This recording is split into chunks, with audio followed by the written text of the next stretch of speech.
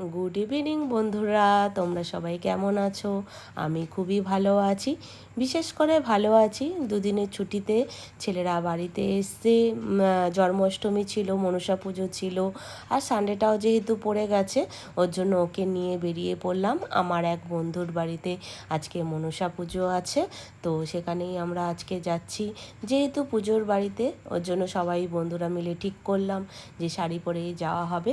তো শাড়ি পরে বেরিয়ে পড়লাম। যেই বেরিয়েছি ব্যাস রাস্তায় তো জ্যাম।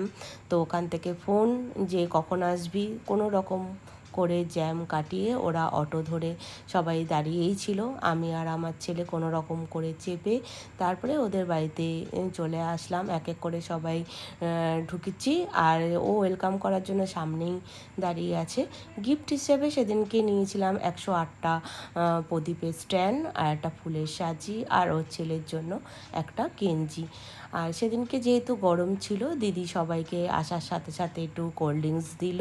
তো এখানে দোতলায় ওদের মায়ের পুজো হয়েছে, এখানে এসে সবাই মিলে প্রণাম করলাম। তারপরে প্রসাদ দিল, সব প্রসাদ খেয়েছে। খেয়ে দিয়ে এখানে বাচ্চাগুলো খেলা দেখছিল, সেদিনকে যেহেতু খেলা ছিল। আর মারা সব এখানে বসেই গল্প আড্ডা জমে গেছে একদম। এত কথা জমে গেছে সবার যে একবার এদিক ঘুরছি একবার এদিক ঘুরছি, কার কথা যে শুনবো। আর এখানে পাড়ার সব বৌদিরা সব এখানেই বসেছে, সব গল্প টল্প করে আমরা খেতে বসে পড়লাম। আজকের মেনুতে ছিল ফ্রায়েড রাইস, আলুর দম, নবরত্ন, বেগনি, চাটনি, পাঁপড়, পায়েস, মিষ্টি, আর খাবারগুলো খুব টেস্টি হয়েছিল।